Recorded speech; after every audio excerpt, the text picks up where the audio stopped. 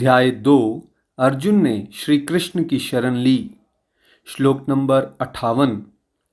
जो मनुष्य अपनी इंद्रियों को उनके विषयों से उसी प्रकार खींच लेता है जिस प्रकार कछुआ अपने अंगों को खोल में समेट लेता है, वह दिव्य बुद्धि में स्थिर है। हरि बोल डिवोरीज, हरि बोल। जैसा आप जानते हैं कि पिछले कुछ वर्ष से भगवान श्री कृष्ण हमें समझा रहे हैं कि स्थिर बुद्धि वाले जो महात्मा गण हैं उनके लक्षण क्या होते हैं। इसमें उन्होंने एक और लक्षण समझाया है और इसमें बड़ा अच्छा उदाहरण कछुए का दिया है। लेकिन कछुए के साथ क्या होता है ना, जब खतरा आता है ना तो वो अपनी इंद्रियों को समेट के ऐसे शेल में चला जाता है, खोल में चला जाता है। भगवान कह रहे हैं जो स्थिर बुद्धि वाला मनुष्य होगा वो क्या करेगा, इंद्रियों को अपने विषयों से उसी तरह से पीछे कर लेगा जैसे कछुआ अपनी इंद्रियों को अपने कंट्रोल में रखता है।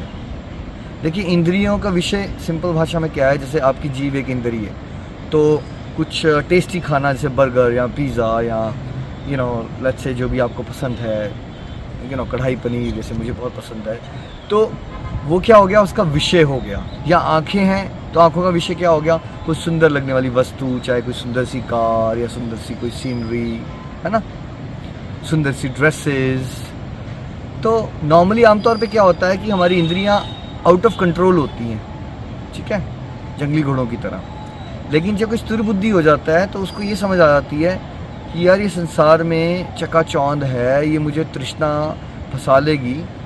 तो वो क्या करते हैं कि वो उनके पास वो पावर आ जाती है कि मैंने कहाँ अपनी इंद्रियों का सदुपयोग करना है।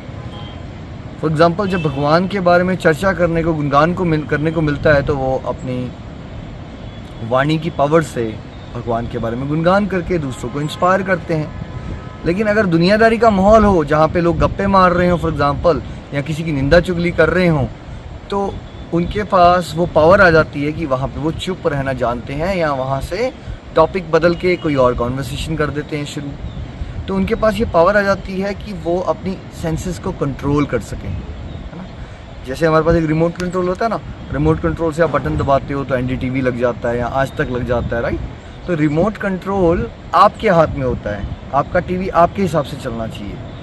संसारी व्यक्ति के साथ क्या होता है, हमारी इंद्रियां और मन हमें दास बना चुकी है और हम उनके मुताबिक चलना शुरू हो जाते हैं। हमारा मन करता है तो हम कुछ खा लेते हैं, हमारा मन करता है तो हम घूमने चले जाते हैं, हमारा मन करता है तो हम मूवी देख लेते हैं, राइट। मन के मुताबिक हम चलते हैं। स्थिर बुद्धि के जो लोग होते हैं वो ऐसा नहीं करते। उनको समझ आ जाती है कि ये चीज़ें, ये जो इंद्रियां दी हैं भगवान ने, ये भगवान की सेवा के लिए है। मैं मुंह से भगवान का प्रसाद ही ग्रहण करूँगा और भगवान का गुणगान करूँगा, आँखों से प्रभु के दर्शन करूँगा, विग्रहों के, पाँव से मैं भगवान की तीर्थ जाऊँगा, मंदिर जाऊँगा, कानों से मैं प्रभु की यशोगान सुनूंगा, प्रभु की सुंदर सुंदर कथाएं सुनूंगा। और इसके विपरीत जब कुछ हो रहा होता है तो वो अपनी इंद्रियों को अपने वश में कर सकते हैं। तो अब अपने आप से आप भी पूछिए कि आप अपनी इंद्रियों को कितना वश में कर सकते हैं। अगर आप 20% कर सकते हो तो कहने का मतलब है कि आप 20% भगवान से जुड़ गए हैं। और ये एक बेसिकली कंटिन्यूस बैटल है, राइट। अब देखिए, मैं तो ऑलमोस्ट 2009 से भागवत गीता पढ़ा रहा हूँ, बट दैट डजंट मीन कि हम 100% अपनी इंद्रियों को कंट्रोल कर पाए हैं। बट एटलीस्ट हमें पता चल गया कि आइडियल सिचुएशन ये है और हमें धीरे धीरे वहाँ पहुँचना है।